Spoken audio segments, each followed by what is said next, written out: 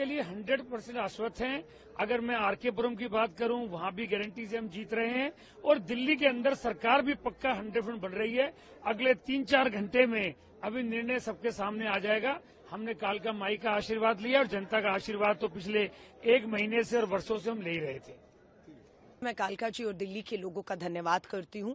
हम लोगों ने लोगों के बीच में रहते हुए लोगों के मुद्दों पर इस चुनाव को कामयाबी से लड़ा है।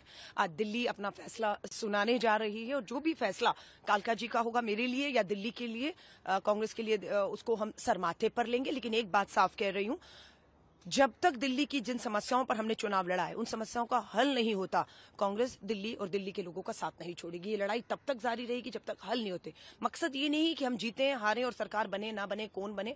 बात ये कि समस्याओं का क्या होगा, समस्याओं के हल हो गए या नहीं हो गए, कांग्रेस तब तक इस लड़ाई को लड़ेगी। लेकिन लगातार आम आदमी पार्टी जो एलिगेशन लगा रही है, एसीबी ने अरविंद केजरीवाल को नोटिस भी सर्व कर दिया, इसको आप कैसे देखते हैं? एक नंबर का झूठा इंसान अगर मैंने कोई देखा जिसके पास सबूत नहीं है, कोई सबूत नहीं होते, सिर्फ आरोप लगाकर भागने की आदत उनकी रही है।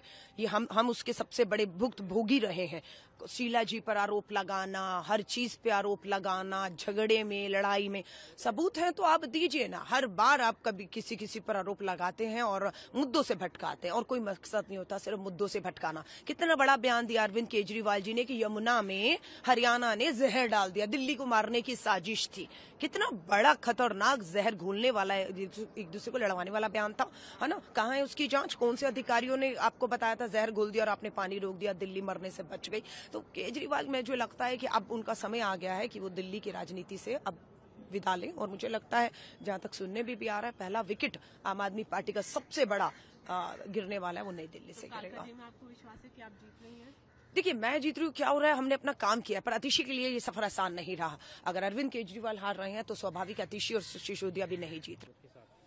देखिए, हमें पूरी उम्मीद है कि लोगों ने काम की राजनीति को वोट दिया है, सच्चाई को वोट दिया है और हम भारी बहुमत से एक बार फिर चौथी बार अरविंद केजरीवाल जी एज सीएम शपथ लेने जा रहे हैं। आम आदमी पार्टी जीतने वाली है। लेकिन कल जो आरोप लगाए गए खासतौर पे 17C को लेकर डेटा अपलोड हुआ, लेकिन उसके बावजूद आप लोग की तरफ से सवाल खड़े किए, अरविंद केजरीवाल ने सवाल खड़े किए, बीजेपी ने फिर वही कहा कि ये बौखलाहट दिखा रही है कि आप हार के बहाने ढूंढ रहे हो। देखिए, तो कैसे जस्टिफाई करना? ये कोई सिर्फ दिल्ली का आरोप नहीं था। हमने लगातार देखा, चाहे लोकसभा हो, चाहे हरियाणा के चुनाव हो, चाहे महाराष्ट्र के चुनाव हो, हर जगह डेटा में प्रॉब्लम निकल रही है, हर जगह डेटा अपलोड नहीं हुआ। हमने अपनी भी एक साइट बनाई थी बकायदा, जिसमें जो भी फॉर्म 17C हमने कलेक्ट किया वो सारे हमने जरूर अपलोड कर दिए थे। अभी जैसे परिणाम जो भी आता है, संजीव दीक्षित ने कहा कि गठबंधन के जो सवाल होते हैं उस पर पार्टी आलाकमान विचार कर सकता है। क्या आम आदमी पार्टी इसके लिए तैयार है कि अगर पूर्ण बहुमत नहीं मिलता है तो क्या गठबंधन का स्वरूप हम दिल्ली में देख सकते हैं? देखिए, मुझे लगता है कि भाजपा और कांग्रेस मिलकर दिल्ली का चुनाव लड़ी है और दिल्ली की जनता ने उन दोनों को ही जवाब दिया है। जनता पार्टी प्रचंड बहुमत की ओर अभी पोस्टल बैलेटों की गिनती चल रही है, उसमें आगे बढ़ रही है और मिल्कीपुर में भी भारतीय जनता पार्टी ही जीत रही है। मैं दिल्ली विधानसभा में दिल्ली के सभी मतदाताओं का और मिल्कीपुर में सभी मतदाताओं का हृदय से आभार प्रकट करता हूं, बहुत बहुत अभिनंदन करता हूं। माननीय प्रधानमंत्री नरेंद्र मोदी जी की गरीब कल्याण योजनाओं पर जनता ने मोहर लगा दी। यानी कि एग्जिट पोल एग्जैक्ट पोल होने वाले हैं। आप लोगों ने भी काफी मेहनत करी। अभी चूंकि पूरा परिणाम आना बाकी है, लेकिन जो प्राथमिक रुझान प्राप्त है उसमें भारतीय जनता पार्टी प्रचंड बहुमत की ओर आगे बढ़ और रही ये मिल्कीपुर वगैरह को लेकर जो आरोप लगाए जा रहे थे, समाजवादी पार्टी जब हारती है इस प्रकार के अनर्गल आरोप लगाती है। प्रदेश की जनता अच्छी तरह असलियत जानती है।